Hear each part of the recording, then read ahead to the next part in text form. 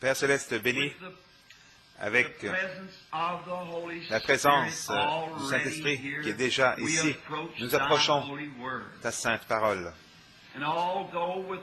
Même si, avec une mauvaise voix, essayant de retenir et de parler aussi lentement que je le peux, je te demande ta conduite divine et l'onction du Saint-Esprit qu'il puisse agir parmi nous ce soir et que puisse celui qui est omniprésent, qu'il prenne la parole de Dieu pour la donner à chaque cœur comme nous en avons besoin. Qu'il puisse nous nourrir ce soir des bonnes choses de Dieu. Et ce soir, comme nous parlons, la parole puisse nos cœurs être à des kilomètres au calvaire où Jésus a payé ce prix qui était requis par le grand jugement de Dieu depuis le Jardin d'Éden. Et aujourd'hui, puissions-nous réaliser que nous sommes justifiés librement par sa résurrection, par sa mort, son ensevelissement, sa résurrection. Ce soir, nous ne sommes plus du monde, car nous avons été achetés par le prix du précieux sang du Fils de Dieu. Et puissions-nous, avec des cœurs reconnaissants, se tourner vers toi ce soir, avec toutes les forces, tout ce que nous avons en nous pour te servir d'un cœur pur. Accorde-le ce soir, Père, que s'il y en a ici qui ne te connaissent pas dans le pardon de leurs péchés, qu'ils puissent ce soir venir humblement à la croix et là confesser leurs péchés au Dieu qui est juste pour pardonner. Et que ce soit une merveilleuse soirée pour nous tous. Nous demandons dans le nom de ton Fils Jésus, le Seigneur Jésus. Amen. Nous réalisons qu'il n'y a personne sur la terre qui soit capable suffisamment de prendre la parole de Dieu et la révéler, parce que la parole est écrite par inspiration. Le Saint-Esprit est l'auteur de la parole. Et quand quelqu'un a été recherché au ciel pour prendre le livre et pour en briser les sceaux, personne ne fut trouvé dans le ciel, ni sur la terre, ni sous la terre, qui ne soit digne de briser les sceaux ou même de regarder le livre. Il y avait un agneau là, immolé depuis la fondation du monde. Il est venu pour prendre le livre de la main de celui qui était assis sur le trône, pour en briser les sceaux et ouvrir la parole.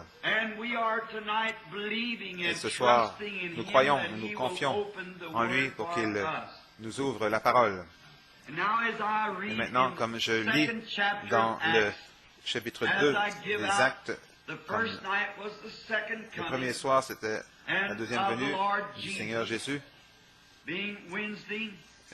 Mercredi, jeudi soir, c'était le sacrifice entièrement suffisant. Et vendredi soir, c'était l'expiation suffisante, la parfaite. Avez-vous saisi hier soir? Parfait. Comment nous pouvons être absolument sans reproche et parfaits devant Dieu. Et ce soir, c'est sur l'ensevelissement et demain, la résurrection, comme les jours se suivent. J'ai choisi ce soir, comme pour la lecture des Écritures, dans le livre des Actes, le chapitre 2, et les versets 25-26 inclus. Et ça se lit ainsi, c'est Pierre qui parle. David dit de lui, « Je voyais constamment le Seigneur devant moi. parce qu'il est à ma droite, afin que je ne sois point ébranlé. Aussi, mon cœur est dans la joie, et ma langue dans l'allégresse. Même ma chair reposera avec espérance, car tu n'abandonneras pas mon âme dans le séjour des morts, et tu ne permettras pas que ton saint voie la corruption. Quel beau texte pour ce soir, pour donner un contexte de son ensevelissement. La première chose à laquelle nous devons attirer votre attention, c'est l'infaillibilité de la parole de Dieu. Dieu garde sa parole à la lettre. Ce soir, nous voulons fixer nos pensées sur cela, que Dieu garde sa parole. Nous pouvons être assurés que tout ce que Dieu a dit dans sa parole, que c'est la vérité. La foi ne repose pas sur les sables mouvants des idées d'hommes ou la théologie des hommes. Mais elle a son endroit de repos final sur le roc inébranlable de la parole éternelle de Dieu. La parole. Si Dieu l'a dit, c'est pour toujours la vérité. Il ne peut jamais la reprendre et dire, c'est pas cela que je voulais dire. Moi, je peux dire des choses, vous pouvez dire des choses. Et nous sommes sujets à devoir nous rétracter, car nous l'avons dit du mieux de notre connaissance, avec le meilleur de nos capacités. Mais Dieu est tellement différent de nous. Il est infini. Donc, il ne dit pas quelque chose à moins que ce ne soit absolument parfait. Il ne doit jamais se reprendre ou s'excuser pour ce qu'il a dit. C'est toujours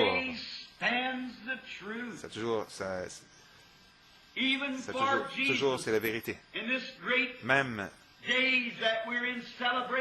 pour Jésus, dans ces grands jours que nous célébrons, Dieu a fait mourir son Fils pour les péchés du monde milliers d'années avant que la fondation ne soit posée.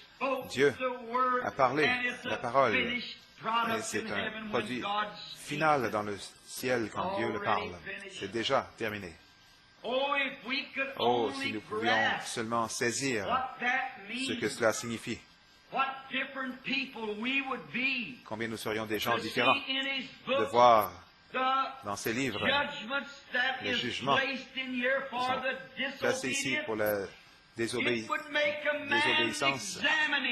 Ça ferait qu'un homme s'examinerait lui-même heure après heure. Ça ferait que le juste se réjouirait heure après heure en lisant les bénédictions que Dieu a promis pour les fidèles. Et nous pouvons être assurés que chaque parole sera accomplie. Ancrons simplement notre âme à cela. Ça a toujours été ainsi. Quand Dieu a parlé à Noé, dans le monde antédiluvien, peut-être avant même que la Bible ne soit écrite, ou cette Bible de toute façon, que ne soit écrite, Dieu a dit à Noé qu'il y avait une tempête à venir et que les eaux allaient recouvrir la terre. Et sans la moindre évidence que cela allait arriver, tout était très contraire. Noé s'est avancé avec crainte en construisant l'arche, la préparer. C'était pour le salut de sa maison et de lui-même. Dieu ne l'a jamais laissé tomber, parce que c'était sa parole. Ça devait arriver quand Dieu a dit que ça va arriver.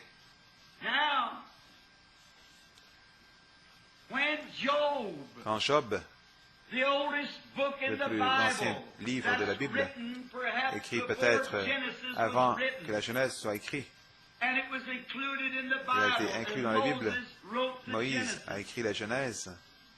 Job, dans son livre,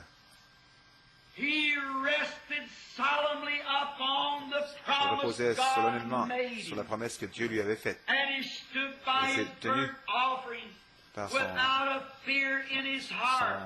son sacrifice, son offrande, sans crainte dans son cœur, sachant que Dieu était capable d'accomplir ce qu'il avait dit qu'il accomplirait. Et quand tout semblait aller de façon contraire, Job s'est tenu ferme, parce que la promesse de Dieu était ferme. Dieu a promis à Job, et Job s'est reposé sur cette promesse. Oh, si l'Église pouvait seulement arriver à cet endroit où elle pourrait se reposer solennellement sur la parole éternelle de Dieu, quelle est la vérité. Quelle différence cela ferait. Quelle correction cela ferait. Quel retranchement il y aurait. Quelle joie il y aurait. Quelle puissance il y aurait. Quand les hommes et les femmes prendraient Dieu à ce qu'il a dit. Peu importe de quoi on l'air les circonstances, cela n'a rien à voir avec ça. Dieu l'a dit, c'est réglé. Et Job, quand il était dans le temps le plus éprouvant de toute son expérience, quand il s'est retrouvé dans la présence de Dieu, un homme juste, même Dieu a dit qu'il était parfait. Il n'y avait personne comme lui sur la terre. Satan a reçu le privilège de le tenter en disant « Je vais le faire te maudire ». Il a presque pris la vie de Job et il l'aurait fait, mais Dieu avait tracé une ligne. Il a dit « Tu peux tout lui faire, mais ne lui prends pas sa vie ». Alors, quand Job se tenait ce moment crucial de tentation, il a dit, je sais que mon Rédempteur est vivant. Et au dernier jour, il se tiendra sur la terre. Même si les vers détruisent ce corps dans ma chair, je verrai Dieu. Peu importe combien ça semblait sombre et irréel, il y avait quelque chose. Job avait ancré son âme à la promesse éternelle de Dieu. Aussi, nous pouvions seulement faire cela. Remarquez, il se reposait sur la promesse. Je sais que mon Rédempteur est vivant. Et je veux que vous remarquiez pour les paroles futures, Job a spécifié son endroit d'ensevelissement. Et quand Job est mort, il fut enterré ainsi. Il y avait un autre homme du nom d'Abraham qui avait pris Dieu à sa parole. Et il croyait en Dieu. Il appelait toutes les choses qui étaient contraires à la promesse que Dieu lui avait donnée comme si elles n'existaient pas. Il prenait Dieu à sa parole. Et quand les jours passaient, les semaines passaient, les mois, même les années passaient, cela n'avait jamais fait changer Abraham du tout. La Bible dit qu'il ne chancelait pas par incrédulité à la promesse de Dieu, mais qu'il était fidèle, donnant la louange à Dieu. Quand tout semble, à chaque jour, ça devenait simplement plus difficile à chaque jour, mais au lieu de devenir plus faible, Job devenait plus fort à chaque jour. Oh, quelle assurance bénie nous avons. Quand les difficultés semblent se lever pour rendre les choses que Dieu a promises une impossibilité, au lieu de reculer avec peur dans le monde, nous devrions nous tenir encore plus fermement que nous ne sommes jamais tenus sur le ainsi dit le Seigneur. Ça devrait être réglé quand Dieu dit quelque chose. Abraham appelait ces choses qui étaient comme si elles n'étaient pas, parce qu'elles étaient contraires à la parole. Et quand Abraham perdit sa chérie, sa femme, Sarah, après plusieurs années de vie ensemble, il avait acheté une parcelle de terrain près de l'endroit où Job était enterré, pour y enterrer Sarah. Je me demande pourquoi. Ils étaient des prophètes. Ils avaient vu, ils avaient contacté Dieu. Maintenant, quand Abraham est mort, il fut enterré avec Sarah. Maintenant, il ne voulait pas que ces gars lui donnent une telle parcelle de terrain, mais il l'avait acheté devant des témoins. Quel beau type du baptême. Il l'avait acheté devant des témoins, que c'était sa possession. Oh, c'est ainsi qu'un vrai croyant devrait venir. Se tenir, pas caché dans un coin, mais se tenir devant le témoin. Je suis un témoin du Seigneur Jésus et du Saint-Esprit et de ses grandes œuvres. Et tellement plus, comme nous voyons ce jour mauvais qui approche. Et alors avec le fils d'Abraham, Isaac, la promesse devait lui être donnée. Quand Isaac est mort, il fut enterré avec Abraham. Et Isaac engendra Jacob, et quand Jacob mourut en Égypte, remarquez, avant qu'il ne meure, il a dit à son fils prophète Joseph, « Viens ici, mon fils, et mets ta main sur ma hanche blessée. » Souvenez-vous pourquoi il était blessé, parce que l'ange du Seigneur avait touché sa hanche. Et il boitait depuis ce jour-là. Il a dit, « Pose ta main sur ma hanche et jure-moi par le Dieu de nos pères que tu ne m'enterreras pas ici en Égypte. » Pourquoi? Oh, ils avaient la parole. Ils avaient la révélation. Et puis je vais arrêter ici pour dire que l'Église du Dieu vivant est bâtie sur la révélation divine. Pas sur une dénomination, une organisation, pas sur des credos ou des doctrines, mais sur la vérité spirituelle révélée du Dieu vivant. Abel, dans le jardin d'Éden, l'avait, quand l'Église a commencé. Pourquoi? Comment savait-il d'amener il fallait amener un agneau? Pourquoi n'a-t-il pas amené des fruits comme Caïn? Ça lui avait été révélé. Jésus a dit, qui disent-ils que je suis, moi, le Fils de l'homme? Certains disent que tu es Moïse et Élie, et ainsi de suite. Il dit, mais qui dites-vous que je suis? Vous voyez, cela ne repose pas sur ce que quelqu'un d'autre pense. C'est ce que vous savez être la vérité. Que dites-vous? Cette question nous rencontrer chacun d'entre nous ce soir. Que dites-vous? Et Pierre, rapidement, prenant la parole sans aucune hésitation, dit, « Tu es le Christ, le Fils du Dieu vivant. »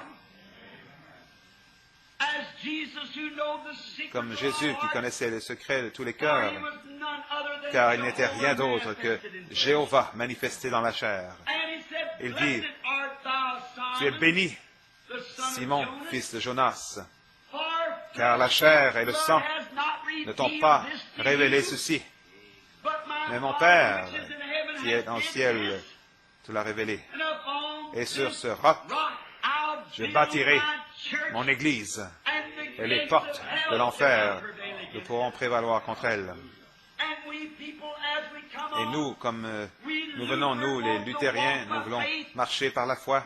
Nous, méthodistes, nous voulons crier pour l'obtenir. Vous, les pentecôtistes, vous voulez parler en langue pour l'obtenir. Mais c'est à 10 millions de kilomètres de cela. C'est une révélation divine du Seigneur Jésus-Christ, la personne de son être manifestée dans le cœur. Sur ce roc, je bâtirai mon Église et les portes de l'enfer ne pourront prévaloir contre elle. Ça va parfaitement avec Matthieu 24, 5, 24 ou Saint Jean 5, 24. Celui qui entend mes paroles et qui croit en celui qui m'a envoyé a la vie éternelle et ne viendra jamais en condamnation, mais est passé de la mort à la vie. Pas parce que vous avez eu quelque chose, une émotion, parce que vous avez eu le privilège d'avoir Christ qui vous a été révélé du ciel. Sur ce roc, je bâtirai mon Église. Et ensuite, Jacob, quand il est mort, son fils a pris son corps et fut enterré avec Abraham, Isaac, Sarah et Job dans la Terre Sainte en Palestine. Alors, Joseph, étant prophète, a prospéré en Égypte. Il savait, il connaissait Dieu, Dieu s'était révélé à lui. Et quand il est mort, il a dit, ne laissez surtout pas mes os enterrés ici. Mais quand un jour, Dieu va certainement vous visiter. Pourquoi? Il reposait solennement sur la parole de Dieu à Moïse, 400 ans. Ils serviront cette nation, mais je les en ferai sortir. Il se reposait solennement sur la parole. Et quelle belle illustration ici. Si vous remarquez, chaque Hébreu, en passant avec le dos battu par ses bourreaux, quand il regardait, il voyait les os du prophète Joseph, il savait qu'un jour il allait sortir, car ces os-là avaient été laissés là comme mémorial. Qu'un jour, il sortirait. Cela fait il y a environ 15 ou 18 ans, quand Billy Paul, le petit garçon, d'environ 5 ans, à peine, nous avions une petite fleur pour amener au tombeau de sa mère. Et ils apparaissent le matin de Pâques comme le soleil se lève juste avant le lever du soleil, allant au service.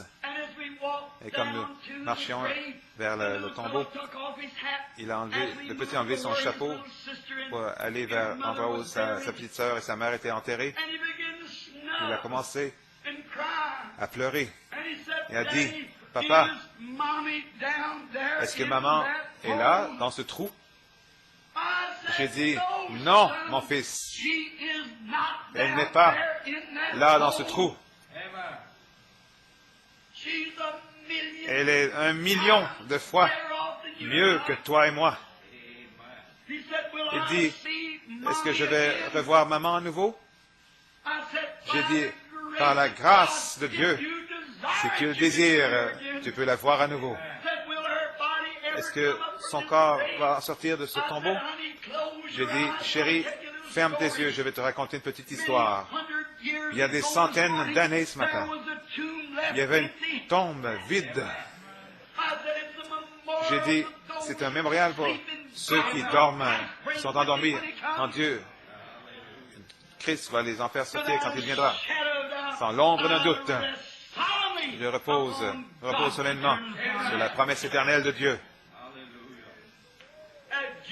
Comme Job d'autrefois, quand nous avons entendu cendre la cendre et la poussière, cela me rappelle Longfellow qui a dit, ne me dites pas par des pleurs, la vie est seulement un rêve vite et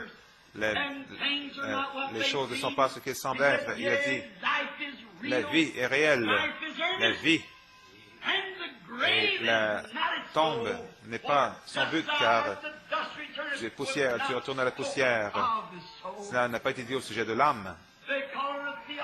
Ils appellent ça théophanie. Quand nous partons d'ici, nous allons quelque part. Ce que c'est, peu importe ce que c'est, je prendrai la parole des apôtres. Quand il a dit, si ce tabernacle terrestre, cet endroit de demeure est détruit, nous en avons un autre qui déjà nous attend de partir de celui-ci pour aller dans celui-là. Abraham, Isaac, Jacob, Job, tous les prophètes, ils ont fait confiance et ont cru qu'il y avait une résurrection à venir, que les rédempteurs allaient venir. Ils ont prophétisé à son sujet. Enoch a prophétisé à son sujet. C'est reposé solennellement à sceller son témoignage avec cela. Isaac, Jacob, Daniel, Jérémie, Ézéchiel sont reposés solennellement sur le temps où le Messie allait venir. Ils sont morts et leur âme est allée au paradis. Ils ne pouvaient pas aller dans la présence de Dieu parce que, là, on en avons parlé hier soir, le sang des taureaux, des chèvres ne pouvait pas pardonner. Il pouvait seulement couvrir le sang. Il pouvait pardonner. Il ne serait pas arrêté d'arrêter des sacrifices pour ça. Mais quand le Fils de Dieu est mort, la vie qui était en lui, c'était rien d'autre que celle de Dieu. Il revient nous adopter dans la famille de Dieu. Maintenant, nous sommes les enfants de Dieu. La vie de son sang. Maintenant, remarquez rapidement, quand nous suivons, dans l'Ancien Testament, ceux qui croyaient, qui adoraient et qui mouraient dans la foi, attendant ce temps-là, la raison pour laquelle ces prophètes ont fait cela, ils voulaient être enterrés en Palestine. Ils savaient que la résurrection n'allait pas être en Égypte, elle allait être en Palestine seulement. C'est pour cela que je dis ce soir, j'ai toutes sortes de noms. Peu importe comment les gens m'appellent. Ça ne veut rien dire pour moi. La seule chose que je veux faire, c'est de savoir ceci, que je suis mort et que ma vie est cachée en Christ à travers Dieu et scellée par le Saint-Esprit. Et quand il appellera parmi les morts, je répondrai en ce jour-là. Enterrez-moi en Christ. Car ceux qui sont en Christ, Dieu ramènera à lui en ce jour-là. Comment entrer en Christ? 1 Corinthiens 12, 13, par un esprit. Nous sommes tous baptisés dans un corps et nous devenons les citoyens du royaume de Dieu. Nous professons être des étrangers, des pèlerins sur cette terre, ne recherchant pas ces choses mondaines, mais recherchant la venue du roi béni qui nous pour prendre la domination quand il viendra dans sa gloire. Certainement, nous regardons à sa venue. Il n'y a aucun doute dans mon esprit. C'est ce que Jésus avait dans son esprit quand il était ici sur la terre. C'est que c'est l'infaillibilité de la parole éternelle de Dieu. Nous savons qu'en lui demeurait la plénitude de la divinité corporellement. La divinité entière était en lui. Il était Père, Fils et Saint-Esprit. Mais demeurait sous une forme humaine, la théophanie de Dieu, la grande image de Dieu qu'il a fait l'homme. Il a placé sur la terre. Il avait un corps. Dieu n'est pas sans corps. Dieu a un corps. Il ressemble à un homme. Moïse l'a vu. D'autres l'ont vu. Il ressemble à un homme. C'est simplement une impression de ce que cela est. Tout ce qui est sur la terre, la beauté, la douceur, la beauté de la terre, ce n'est rien d'autre dans le monde qu'une réponse à quelque chose de beaucoup mieux que cela. C'est cela qui nous attend quand nous quittons ce monde. Tout sur la terre est simplement un exemple de ce qui est au ciel. Tout ce qui est bon, tout ce qui est juste, tout ce qui est beau, les arbres, les oiseaux, tout est à l'exemple de ce qui est au ciel. Notre propre vie n'est qu'un exemple, mais c'est une ombre simplement. Ce n'est pas la chose réelle, c'est le côté négatif. Ça prend la mort pour développer une photo, pour nous remettre dans la théophanie d'où nous venons. Alors dans la résurrection, nous venons à sa ressemblance, un corps ressuscité. Quel beau, pas seulement beau, mais c'est la vérité solennelle, réelle de la parole éternelle de Dieu, que nous serons comme lui. Remarquez, Jésus a été investi de toute la puissance de Dieu. Quand il a rencontré Satan, il n'a pas utilisé aucune de ses puissances. Il a simplement référé à la parole. Il l'a fait. Il a dit, il est écrit. L'homme ne vivra pas de pain seulement, mais de chaque parole qui sort de la bouche de Dieu. Alors, comment pouvez-vous dire que vous pouvez rester à la maison être un aussi bon chrétien que vous seriez à l'église? Vous ne pouvez pas le faire. Lisez la parole. Le Saint-Esprit se nourrit de la parole. La Bible est la diète spirituelle de Dieu pour son Église. Et le Saint-Esprit est celui qui vous l'amène et le place dans le cœur. Et avec action de grâce, vous l'arrosez. Chaque promesse divine va produire exactement ce que Dieu a dit qu'elle ferait. Il le doit. C'est sa parole et c'est la vie.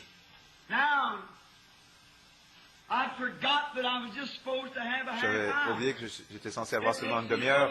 Ça me prend tellement de temps pour dire ce que je désire dire, mais remarquez, Jésus, à la dernière heure ou deux de sa vie, beaucoup de prophéties ont été accomplies. Quelqu'un m'a dit, Frère Branham, ceci doit arriver, cela doit arriver. J'ai dit, ça pourrait arriver dans une heure. Si vous lisez le psaume 22, et vous voyez son heure de mort à la croix, j'ai oublié combien de prophéties formidables ont été accomplies dans les 2 ou 3 dernières heures de sa vie. Certainement. Ils ont percé mes pieds, mes mains. Mon Dieu, pourquoi m'as-tu abandonné? Et ainsi de suite, comme David l'avait dit. Une autre chose que j'aimerais que vous remarquiez, la vérité, l'infaillibilité de la parole de Dieu. La Bible dit qu'il garde tous ses os. Pas un seul ne fut brisé. Un type de l'agneau pascal. L'agneau pascal en était un type. L'agneau devait être sans défaut. Aucun os brisé dans l'agneau. Et à l'heure où il mourut, ils sont allés pour lui briser les jambes avec un marteau. Et juste avant, regardez à ce moment crucial, l'homme avec le marteau, qui était prêt à lui frapper les jambes, et la parole de Dieu avait dit, il n'y aura pas un seul os de brisé dans son corps. Comment ça va arriver? Nous nous hâtons. Et la parole de Dieu est éternelle. C'est la parole de Dieu. Elle est parfaite. Alors ceux qui sont en Christ sont aussi certains de ressusciter qu'il y a une résurrection. Dieu est obligé, envers sa parole, de vous guérir comme il l'est de vous sauver. Sa parole qu'il a promis. C'est la parole de Dieu.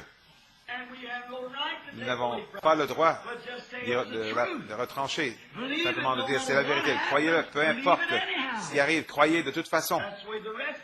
C'est comme ça que les restes d'entre eux ont dû croire. Ils ne sont pas exclus de cela. Dieu a donné la Palestine à Israël, mais ils ont dû se battre pour chaque centimètre de terrain. La promesse est à vous, mais vous devez vous battre pour chaque centimètre que vous réclamez. Le diable va y voir, certainement qu'il va le faire. Remarquez, quand ils étaient prêts à briser les jambes de notre Seigneur Jésus, si ce marteau lui avait frappé la jambe pour la briser, Dieu aurait été faux. Mais il n'y avait pas assez de démons dans tout le tourment pour laisser ce marteau frapper ce précieux corps. Car David, 800 ans avant, avait dit que pas un seul os ne sera brisé dans son corps. La parole de Dieu doit demeurer fidèle, vraie. Et quand il fait alors, ils ont pris une lance, ils l'ont enfoncée dans son côté, et le sang et l'eau en est sorti pour accomplir ce que la Bible avait dit. Ils ont percé mes mains et mon côté. La parole était accomplie. Maintenant, quand il était mourant, oh, quelle heure terrible! Je pense à ce chant, et honnête, ça me fait me sentir terrible quand je pense que ce chant que le poète a écrit il y a plusieurs années, les ciels sombres, mon sauveur a courbé la tête et est mort. Le voile ouvert a révélé le chemin. Le ciel se réjouit quand il était suspendu là, mourant, saignant, quand il a courbé la tête. Le soleil a eu tellement honte de regarder en bas sur les créatures mortelles que Dieu avait fait à son image et il doit payer un tel prix pour le racheter. Le soleil refusa de regarder sur la terre durant cette heure. La lune fut tellement embarrassée, elle s'est retirée et les étoiles ont tourné le dos à la terre. Quelle chose horrible, le péché. Dieu a dû traiter avec cela. Et de voir ces prêtres moqueurs qui crachaient au visage. Si tu es un prophète, dis-nous qui t'a frappé. Un d'entre eux lui a arraché la barbe, lui a frappé au visage. Il a dit, si mon royaume était de ce monde, j'aurais immédiatement appelé mon père et il m'enverrait 12 légions d'anges. Ça aurait pu être changé, mais comment pouvait-il faire cela? Il ne pouvait pas le faire, car c'était ses propres enfants qui réclamaient son sang. Pouvez-vous imaginer un père, un papa, avec ses propres enfants, dans les ténèbres, qui demandent, réclament le père le sang de leur père. C'est pour cela qu'ils ne pouvaient rien faire d'autre que de mourir. S'ils n'avaient pas fait, c'était la damnation pour ses enfants. La damnation pour les créatures. Il devait mourir pour sauver son peuple. Et quand il l'a fait, quand il a courbé la tête, cette vieille terre a eu un tremblement. Elle a dû avoir un secouement nerveux, car la Bible dit que toute la terre, de la 6e à la 9e heure, était dans les ténèbres. Toute la face de la terre, et la terre a tremblé. Et les pierres se sont brisées, le voile du temple s'est brisé de haut en bas. Le sacrifice, le Fils du Dieu vivant était mort. Il était tellement mort que le soleil ne l'a pas reconnu. Il était tellement mort que la lune l'a reconnu, que le soleil l'a reconnu. Il était tellement mort que les étoiles l'ont reconnu. Il était tellement mort que la terre l'a reconnu. Il était tellement mort que les éléments l'ont reconnu. Les atmosphères l'ont reconnu. Tout devait savoir que c'était le Fils de Dieu. Car la parole de Dieu ne pouvait pas faillir. Il était promis depuis le jardin d'Éden. la semence, qu'il a brisé la tête du serpent. Qu'est-ce qui lui est arrivé? Où est-il allé? Quand il a laissé la croix pour aller dans la tombe de Joseph d'Arimathée, il était si pauvre qu'il n'avait pas l'endroit pour se poser la tête. Il était né dans une mangeoire avec un nom noir d'œil comme un enfant illégitime. On riait de lui, se moquait de lui sur la terre. On riait de lui, il était rejeté. Et quand il mourut, il devait mourir à travers la peine capitale entre deux brigands. Il n'avait même pas d'endroit pour l'enterrer. Il fut enterré dans la tombe d'un autre homme, le Dieu même du ciel venant sur la terre. Pour qui nous prenons-nous? Nous devons endurer quelques souffrances. Qu'est-ce qu'il a donné pour nous? Pensez-y, mes amis. Étudiez cela. Le soldat romain a dit, vraiment, c'est le Fils de Dieu. Les pécheurs devaient le reconnaître. Judas a dit, j'ai trahi un sang innocent. Il a dû le reconnaître. La terre entière l'a reconnu. Et où est-il allé? Dans un homme mort, est-ce que ça termine tout? Non, monsieur. Il devait mourir ainsi, parce que la Bible de Dieu a dit qu'il mourrait de cette façon. Il s'est confié dans la parole de Dieu. C'est pour cette raison qu'il faut dire, détruisez ce temple et je le reconstruirai en 3 jours. Car David avait dit, un endroit dans la Bible, sous l'inspiration, Dieu, l'homme de Dieu, le prophète qui était oint, la parole a dit, je ne permettrai pas que mon sein ne voie la corruption.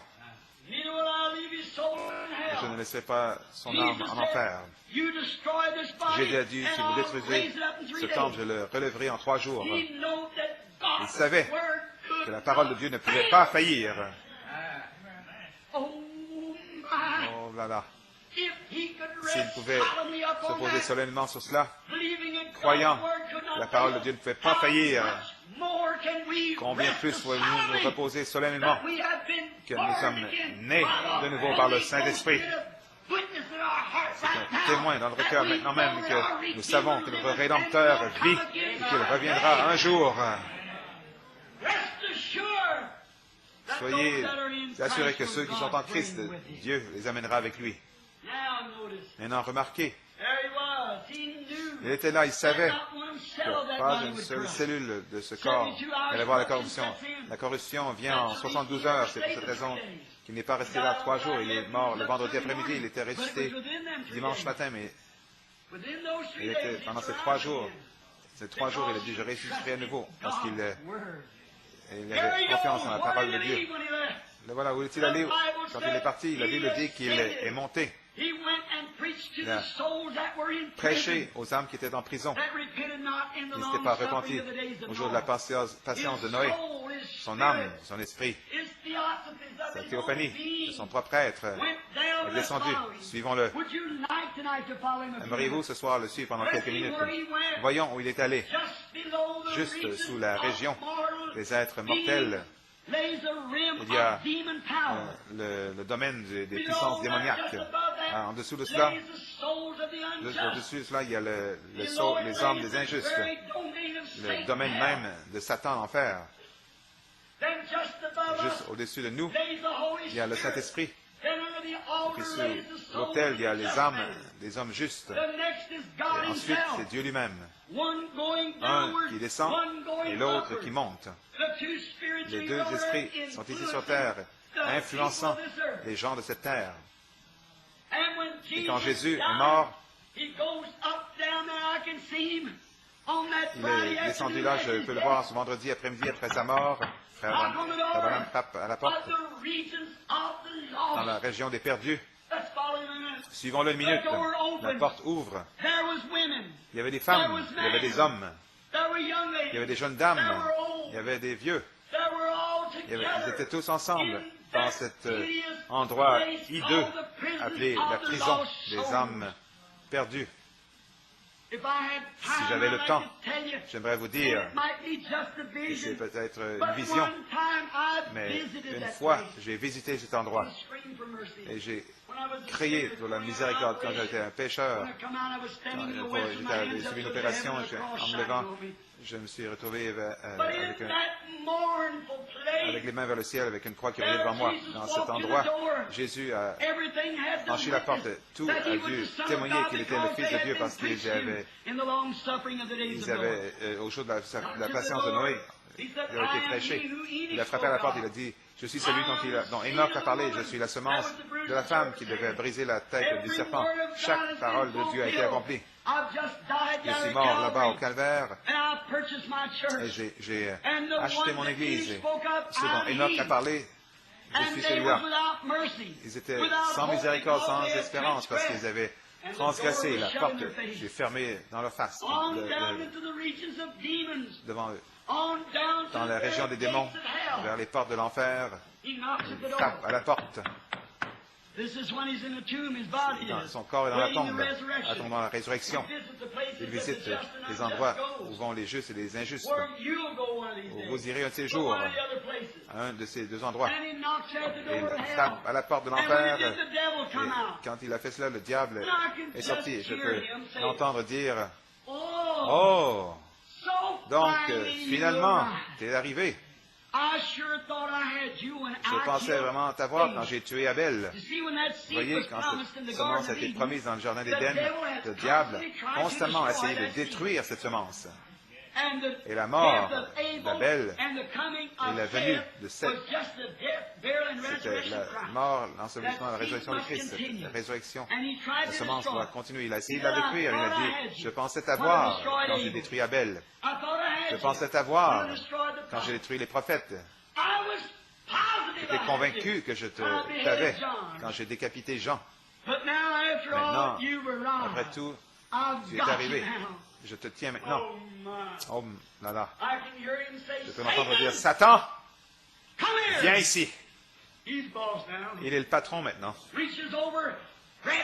Il prend la clé de la mort d'enfer, lui arrache de son côté, il la met à son côté. Je veux t'aviser. C'est un avertissement, tu as été un bluff assez longtemps. Je suis le Fils de Dieu vivant, né d'une vierge. Mon sang est toujours là sur la croix. Et pas encore sec sur la croix. Et le prix de la dette a été payé. Tu n'as plus aucun droit. Tu es dépouillé. Donne-moi ces clés. C'est juste. Il se tourne et lui donne un bon coup. Il le frappe la porte et ferme la porte. Reste là, je suis le patron maintenant. Je n'avais pas les clés quand il avait donné les clés du royaume. Il avait donné à Pierre. On en parlera au matin avec le baptême d'eau. Il avait les clés de la mort et de l'enfer. Il les a pris après sa résurrection. Il a dit, j'ai les clés de la mort et de l'enfer. Pierre avait les clés du royaume. Satan avait les clés de la mort et de l'enfer. Maintenant, Jésus les a. C'est lui le patron. Maintenant, le temps passe vite. Pâques arrive. Où est Job? Où est Abraham? Où sont-ils? Où sont ces gens qui ont eu confiance en la parole de Dieu? Est-ce qu'il les a oubliés? Est-ce que la mort les a détruits? Est-ce que c'était fini? Jamais, jamais! Dieu doit garder sa parole. Je peux le voir. Regardons dans le paradis. Regardons là-bas. Je vois Sarah, Abraham, marchant là-bas. Après un temps, quelqu'un à la porte. Abraham va ouvrir la porte. Il dit, chérie, viens ici, regarde. Regarde. C'est celui-là même qui s'est tenu là, près du chêne ce jour-là. Il est le Dieu d'Abraham. Je peux voir Daniel regarder sur son épaule et dire, c'est la pierre qui a été taillée de la montagne, aussi certain que je me tiens ici. Je vois Job se lever. C'est mon Rédempteur. J'ai dit, je savais qu'il vivait qu'un jour il se tiendrait sur la terre. Mon corps, il est peut-être une cuillerée de cendre, mais dans 15 minutes, je serai avec lui à nouveau. Je suis dedans. Ézéchiel a regardé en disant, j'ai vu cette personne-là une roue au milieu de la roue, tournant au milieu dans l'air. Oh là là! Puis arrive Enoch. Enoch dit, je l'ai vu venir avec 10 000 de ses saints pour exécuter ses jugements. Les saints de l'Ancien Testament attendaient. Bien sûr, sous l'expiation, ça ne pouvait pas entrer dans la présence du Dieu du ciel, parce que les chèvres et les agneaux ne pouvaient pas enlever le péché. Mais il a dit, mes frères, je suis celui que vous pensez que je suis la semence de la femme. Je suis le fils de David. Je suis le fils de Dieu. Je suis celui qui est né d'une vierge. Mon sang a fait l'expiation pour cela. Vous avez attendu sur le sang des agneaux, mais maintenant, mon sang a fait l'expiation. Vous êtes libres. Montons. Pâques est presque arrivé. Pensez qu'il y a environ 1900 ans ce soir. Je peux entendre Abraham dire, Seigneur, quand nous arrivons dans notre corps à nouveau, Sarah et moi, nous aimons ça tellement. Est-ce qu'on pourrait faire un arrêt sur la route? Pourquoi? Ben, je peux entendre dire, non, certainement pas. Je vais rester avec mes disciples pendant environ 40 jours. Regardez autour pour voir de quoi a l'air toute chose dans ce glorieux matin de Pâques. Que nous en parlerons au matin du voulant, quand il ressuscita d'entre les morts, selon la Bible, selon Matthieu 27, plusieurs des saints qui étaient endormis dans la poussière de la terre ressuscitèrent pour sortir de leur tombe. Qui c'était? Abraham, Isaac, Jacob, Job.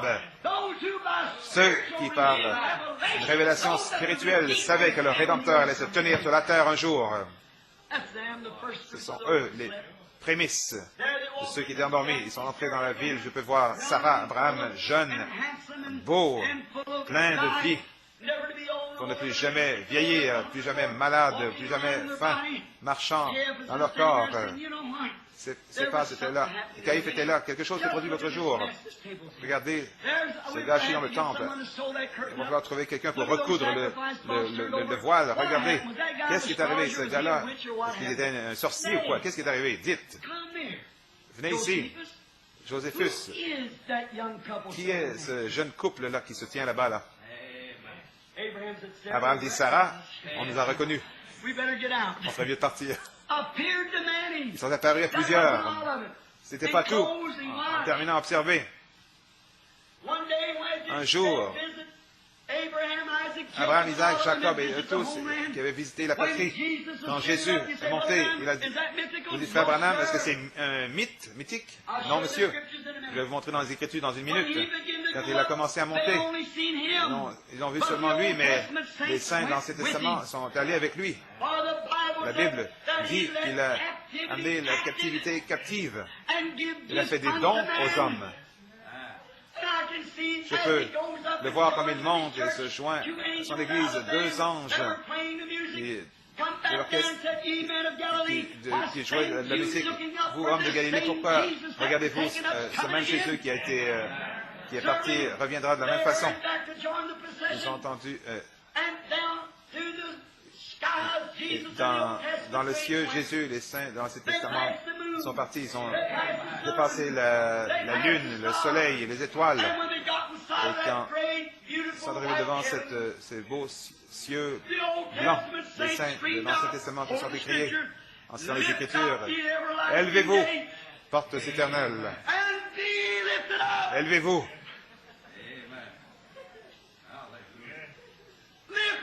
Élevez-vous, portes éternelles. Élevez-vous et laissez entrer le roi de gloire. Tous les anges rassemblés sur la balustrade du ciel en disant, mais qui est ce roi de gloire? Les saints de l'Ancien Testament ont dit, l'Éternel des armées, puissant dans la bataille. Il est le conquérant. L'ange appuyé sur le bouton pour faire ouvrir la grande porte.